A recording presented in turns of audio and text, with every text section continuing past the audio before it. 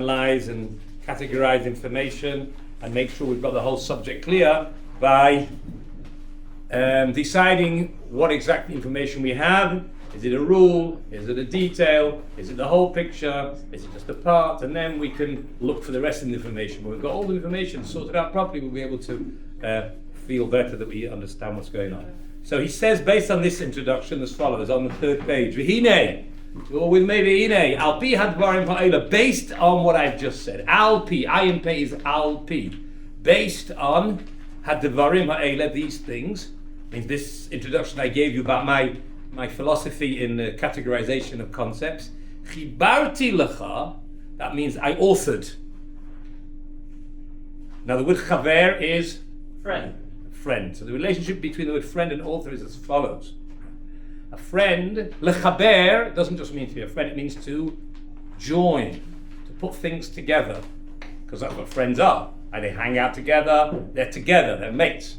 Okay? That's what a chaver is. So lechaver means to join. Lehitchaber means to get a friend, because it's something you do to yourself, right? Reflexive. How do you know the reflexive in Hebrew? Something you do to yourself?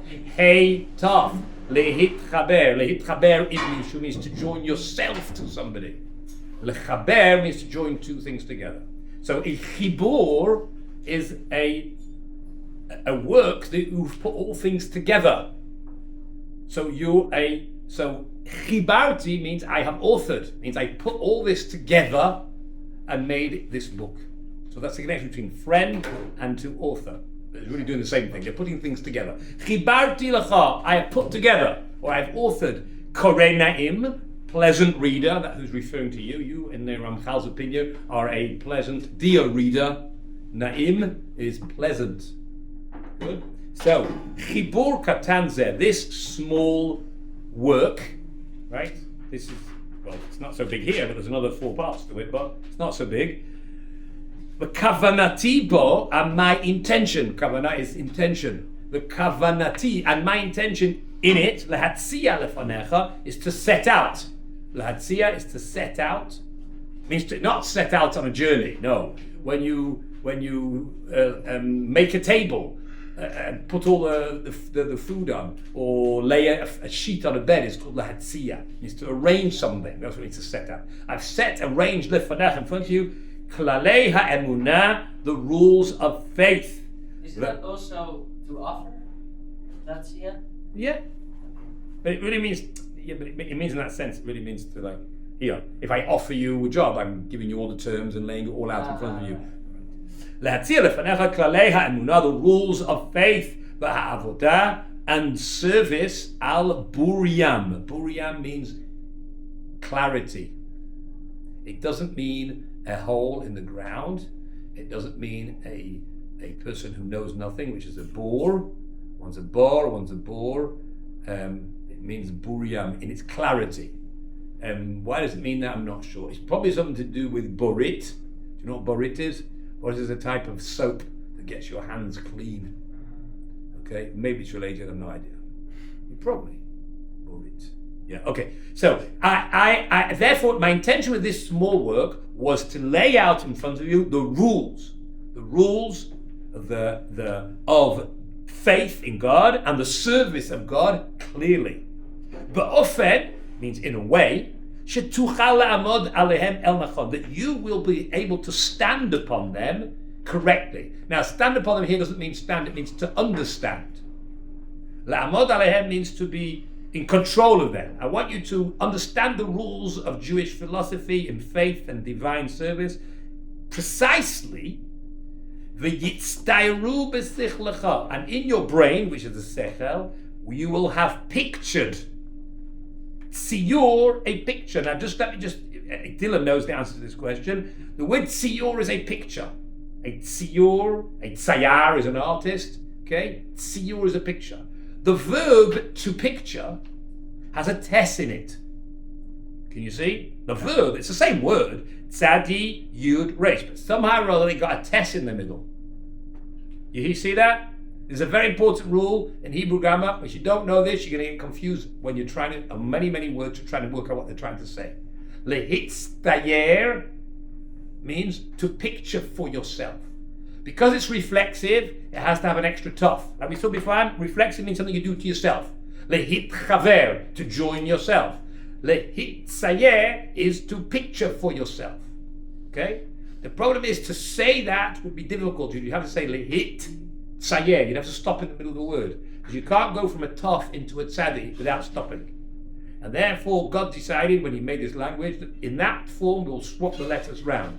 Instead of saying lehit tzayer, we'll say lehitz tayer, which will be one second. The first thing is the taf goes in the middle. The second thing, for some reason I don't know, is that taf becomes a tes. Not always, though. Whenever the first root letter is a tzadi, and it's in the reflexive, it becomes a tes. Okay? There's other examples of it. Right, Dylan, you remembered this? And many, many times, right? There's lehizdaken, lehitztayer, lehitztadek. There's many, many words which you can't work out the root because there's this strange tuf in the middle, or a test, or even a dalad, and you've no idea where this came from. Lehizdaken. What lehizdaken means? Lehizdaken. Ask Israelis, they've no idea what you're talking about. They just know lehizdaken means to get old. Why? That's how you say it. But the word old doesn't have a dalad in it. The word old has zayin, kuf, nun. Zaken is old. But to become old, somehow or other got a dalad in it. Lehizdaken. It's to make it more easy to say. Yeah, but why like a dalad? Dalet or whether it's the dalet or a taf or tet depends on like the letter. I don't know. Yes, it depends on the letter, correct. I presume it's also make it easy. I don't know why. Because a test and a taf are the same. Right? Oh, we don't say them properly. It's a taf and it's a... Okay, maybe. Okay, fine. I hear. Right.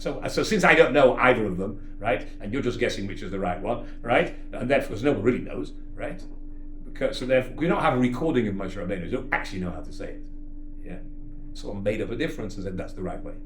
Yeah. Anyway, so the point is that's what it's saying over there. Hit the yitztairu, and then you will picture for yourself in your mind.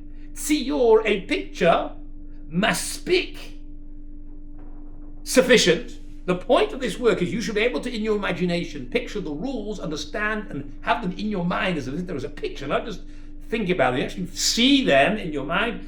Enough information, mutzal, that will save you. Mutzal is like hatzalah, right? Hatzalah, that's what you call when you're in a problem. Mutzal means saved, min ha'irvuv, from the confusion or the mixture of ha'mevucha and confusion. If you have lots and lots of information and not sorted out properly, you'll get confused. And I've decided to write this book in a way that you'll learn the rules of faith and divine service in a way that you will not be confused. The tira, and you will be able to see shor shehem, the roots. Shorish is the root. The anafehem, and their branches.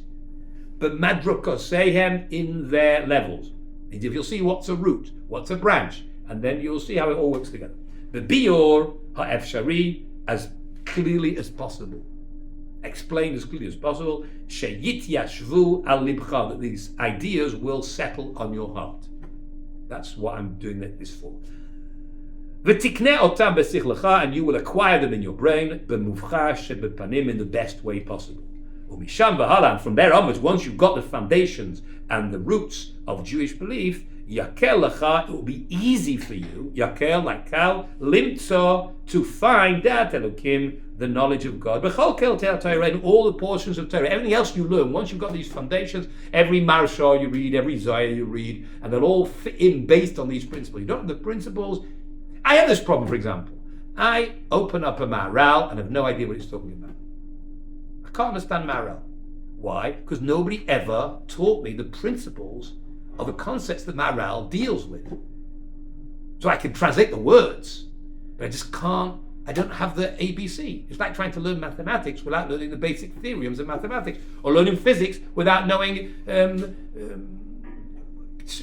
Boyle's law, or the laws of thermodynamics. You've got a lot of information, but you can't predict anything or work anything out or do anything with it because you've got no rules. When you've got the rules, it's the same in Hebrew study as well. And then you'll be able to stand al stareha, its hidden things. That's what I said, the Zohar, for example. You won't understand anything there unless you understand the basics of Judaism. Why did God create the world? So you have to understand that. How does God work with us? What are the methods? When you've got the basics, then you've got the rules, you can build on it. According to the the blessing that the Lord your God, that He will give you. It means even after I've given you all this information and these rules and these basic foundations, you're still going to need God's blessing to understand it properly. And therefore, according to the level of blessing you have, you will be able to take this. V'hine, nishtadalti, I've tried my best. L'hishtadel means to try. L'sader hadvarim, to order the things, b'sidur, in an order. Actually, do you know what a sidur is? A sidur isn't a prayer book. Well, it is, but the word seder means an order. It's in the order. Shachris, Memcha, Ma'ariv. Right? It's all in order. That's why it's called a sidur. Okay?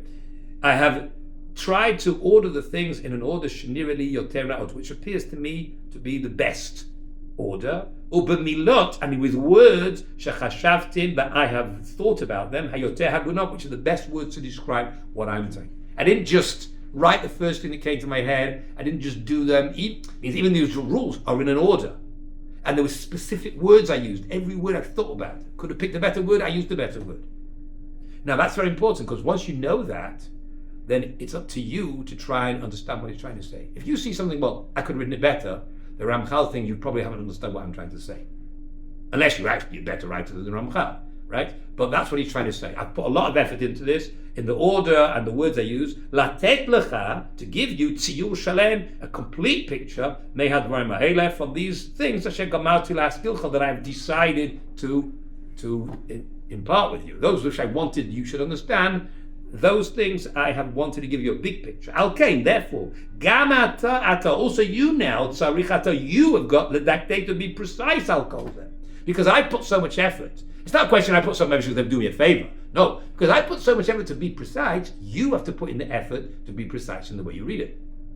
Because otherwise you're not going to get out of what I put in. V'lishmar et kol zeh shmira mula, to remember this, a great remembering. I mean, this is a very, very important point I'm making here. If I write a sentence twice, then I meant something different. I'm not. It's not poetry. The truth is, even poetry is not. A good poet doesn't just write things for nothing. Doesn't write two words when he could say one word. This is gadol v'nora. Well, what do you mean? Why did you just say gadol? Because I'm trying to say two things. Okay, that's why the Vilna Gaon writes that every word of the Ramchal is trying to say something. The Ramchal is really saying that over here himself. And remember all that I've said, all that you've done, until you can find a place that it will be useful for you.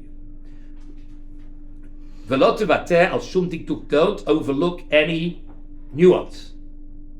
Because if you do that, you may miss some very important point. This is what you should do. Be precise. I'll call hamilot, every word. And try your best to understand the content of the subject. La'atzor here means to store. Doesn't mean to stop. I think doesn't mean to say to stop. It doesn't make any sense. No, it means to store it up. Kol amitatam, all these truths, in your brain.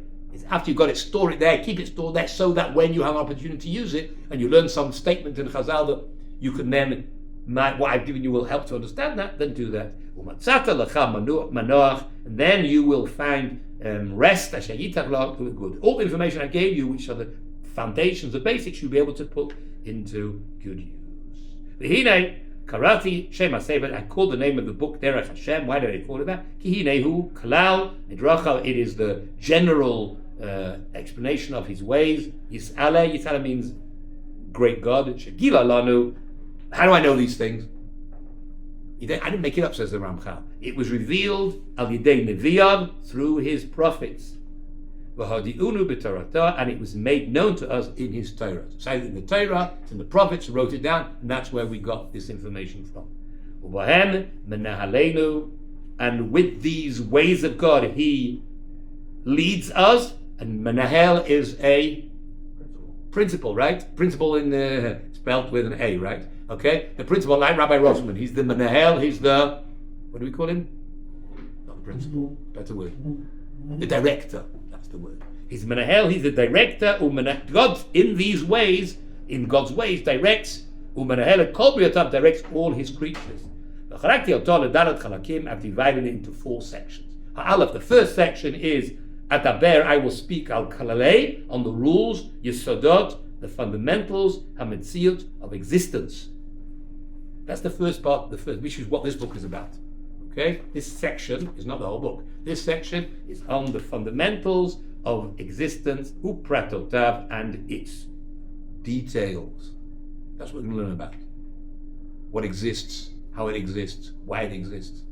Okay? The second section is B'hashgachato Yitbarach, how God's providence. Providence means how God runs the world.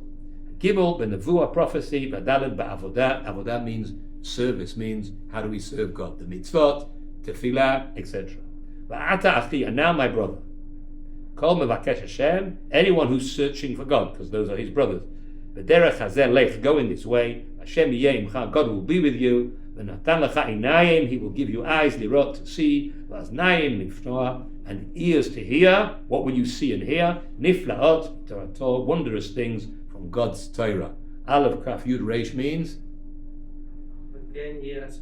Amen, Ken Yeh Ratzon.